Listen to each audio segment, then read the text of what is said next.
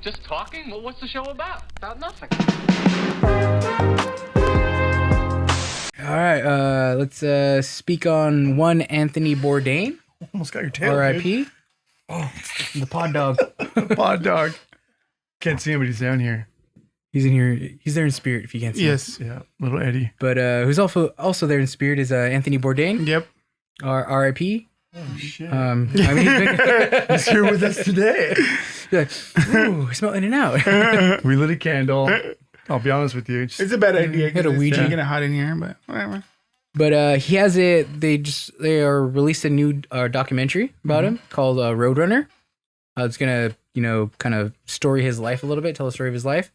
But there's a little bit of controversy going on. And I wanted to ask you guys what you guys thought about it. All right. The director decided to use AI to and gather a whole bunch of different audio clips of Anthony Bourdain's voice, and an AI generated his voice to read one of his last emails to I believe his friend David Cho. Wow. And people kind of have a little bit of kind of not too sure how to feel about it, because one, first of all, the from what we can tell, the director didn't get the okay from Anthony Bourdain's widow. Anthony Bourdain obviously had no say in it. Yeah. And it's very from what they say, it's believable that it sounds like him reading this email. Wow.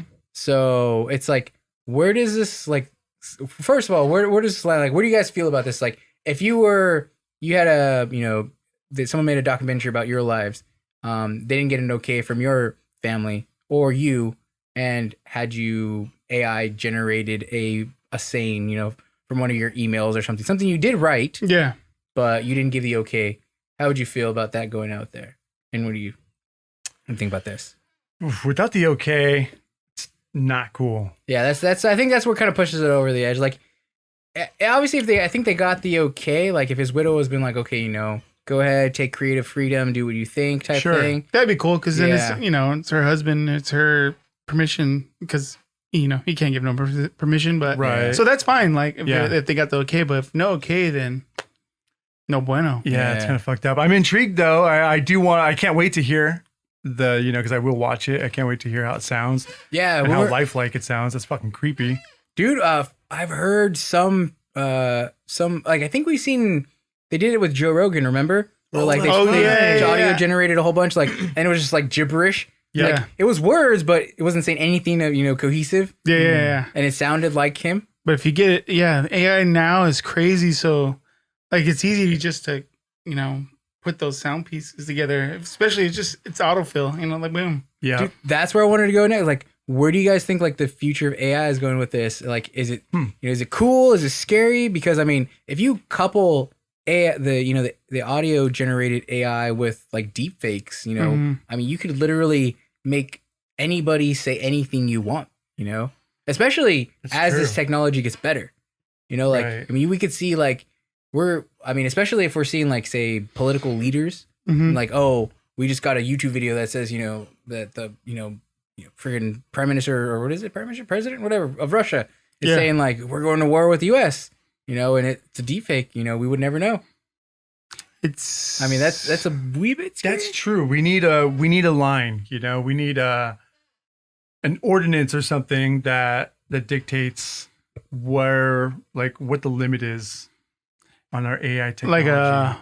Like a threshold, like a kind of a... Dude, you were just talking about the other day. Like a standard. That, the Legacy show, the Legion, the Netflix. Oh, like an ethics code? Yes. Yeah, ethics code, dude. Thank you. No, that for sure there needs to be like some kind of regulation on something put in place. Yeah, there has to be, because think of AI is going to learn from itself and learn from others. And then it's going to be like, well, fuck, you guys kind of suck. Then we got Skynet. Yeah. I feel like all roads lead to like, Skynet. All roads. And I know we always joke about that, but it seems like there can never, be any other outcome. I mean, yeah. Like once it gets to a certain point, we are absolutely the flaw. Serious. Yes, for sure. And especially if like AI comes in and they're tasked with like making things better or something like that, whatever it may be, they're gonna look at the world and be like, oh, humans are the ones that are killing everything. Yeah, so. yeah. It's like a no-brainer, Yeah. So it's kind of fucked up, and I do think that's why we need to get a hold of things now. Yeah. Yeah, for sure. It's what your question was. I think it's both like amazing to see, but scary to come to what it could be. Yeah, what it could be. Yeah. And then to become like to come with the realization like, yeah, this is how life is gonna be in the future for maybe not our like future, but like our kids, our grandkids. It's gonna be like fully automated, fully crazy, you know, like Dude, you were just saying before, like how you use Grammarly now. yeah. And how we were talking about like speech to text, like that's AI, you know? Yeah, for sure. And that's becoming more and more in our daily life. Like, you know, Sponsored by Grammarly. thank you, Grammarly. But no, yeah, it's scary, but it's cool. I think I'll be cool with it, you know. Dude, if you pair like the AI generated voice with like Grammarly, which could like make any like sentences or stuff like that, like, I mean, seriously, those are like the building blocks for like a Skynet type of sure. Yeah, for sure. It could build one. It can write its own thing as long as it has like a simple input. And I'm imagining I get to a point where it doesn't need its own, an input. You know what? It reminds me. I don't know if we talked about it. We fucking talked about so many things off the mic that I can't recall. But Google created an algorithm. Oh, it spawned off of you sent me that fucking video. You sent us the video. Yeah. Oh yeah. That fucking algorithm that was. It was It was all right. So Google. It was a learning algorithm, but it ended up. The Facebook? It was Facebook, yes. All right, so it was a Facebook bot. That's what I remember now. And they were deep learning from each other, like a couple algorithms or something like that. And they found out that the English language was inefficient, so they created their own language. Yep, a slang. To make things quicker for them, like more efficient. Only the AI could understand each other. And look this up. It's crazy. It's a derivative of our human language. Yeah, but shortened and only understandable in their language. Yeah, and it was created by just some AIs. Fucking insane. So that already knowing that they pulled the plug on that, by the way. Yeah, they did. Yeah. They pulled the plug because it was already getting so advanced that they couldn't control it, so they stopped it. But that's like, I mean, that's a taste. A taste of what it could be. Yeah. Because that's the reason why like these regulations or committees or whatever need to be put in place. Because, you know, like what if someone said, nah, let's just see what happens. You know? It is interesting. Yeah. It's like, I don't know if you do kind of want to see what happens. Yeah. Oh, for sure. We're treading the waters right now. And there's a Wild West aspect to it. Yeah. Yeah. It feels exciting, you know, just like when you see computer generated or AI generated artwork, it looks really different and psychedelic and like just trippy, you know, but that's like a little taste, you know, it makes me feel like, oh, that's kind of cool. You know, like it wasn't human generated. It literally was AI generated, and it's fucking interesting. It's because art is, you think of functional art, you know, there's the functional art designers do, but there's expression art. So it's weird. What do you think that AI is doing? Is they expressing, or are they just being like, well, this is a list of, you know, artists or famous art that's been popular, so let's just fucking mix it all together. You know what I mean? Are they making anything new, or are they just compiling stuff that's already been done? Yes, exactly. Yeah. That's when I think of looking at computer generated art or AI generated art. You know, I think of like, oh, they're just like, oh, that was popular, that was popular, that was popular. We'll do a mixture of this and that, because it's all based off an algorithm, right? Yeah. You're Dude, right. If you think about it, like, because I was kind of thinking about it right too with you know, like certain music software, like. There's ones where like, oh, I want this song to be in the key of C. Yeah. And it'll give you all the chords. You'll play one chord. It'll play the scale for you. It'll do everything. Shit. Yep. Yeah. I mean, that's not too far from like, if AI can create its own art, if you plug in like, it knows, you know, music scales, it knows chord progressions, it knows, you know, whatever, the Nashville system or. Yeah, it knows everything for sure. Then that's not too far from, you know, because music theory is kind of its own algorithm, plugging that in and it creating its own music. And there it's using the rules that, you know, we've created, but now it's actually creating something. You know, it's not compiling from other songs. It's just taking the rules and could spit out its own song. Would it be good? Interesting. I was wondering. Yeah, that. Would it be Probably good? Not at first. We'll hate it. but they'll love it. The AI is gonna love it. Yeah, it's just gonna sell. They're just singing that Facebook language. We're all like, no, because I thought about this because me creating music, like I'm not a drummer, so I just program drums, Okay. and they have really good players out there, like virtual players that you can be like, I kind of going for this rhythm, this feel, and then boom, plug it in, and it's good, but it's not perfect. Okay. There's always something, like the groove is a little off, It's getting better. Yeah. But the grooves are sometimes kind of off a little bit, and you're like, all right, yeah, now I know this is like programmed, Yeah. Like To the trained ear, or to the trained ear. I always Yeah. wonder though Yeah. if it's also one the trained ear and also like your own ear. Like so, since you program these drums, Yeah, and you're feeling a groove. Yeah, you know that you can tell that it's kind of programmed. Yeah. But to anybody else you play it for, most of them aren't gonna tell. Yeah, exactly. Right. I'm like, oh, that was a sick ass drum line or whatever, Right. So I wonder if it's more so like since if you're making the music, like I know why it's off and where it's off because of these drums or because of this bass or something like that. I wonder if I always wonder if it's that or if it is that the program instruments aren't quite there yet. Yeah. I mean, That's they're interesting. fucking close. Yeah, oh, dude. God. Yeah. I mean, to be honest, sometimes you can't even tell the difference. Dude. Yeah. That's pretty cool. But That aspect of it. it's scary but interesting. AI. I think. Well, I wonder because one of my saving graces or peace of mind, I would say, I always thought about, no matter by the time AI gets advanced enough where we really need to worry about it, I'll probably be dead. Yeah. So Yeah. so I won't need to worry about it. But seeing the advances that it's making now, I was like, I wonder if it's even scarier because when it makes those advances, I'll be too old to actually do anything about it. I won't be dead yet.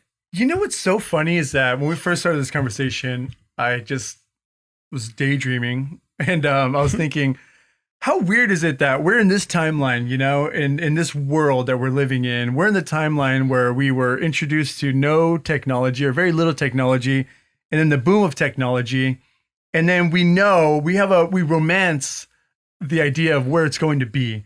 Mm-hmm. And right now we're romancing the thought and we're kind of daydreaming out loud, oh my God, the AI can take over, and whatever it can do, the possibilities are endless. It's so funny that we're here in this timeline, it doesn't exist just yet, there's just fragments of it that haven't been connected just yet. It's not all interconnected.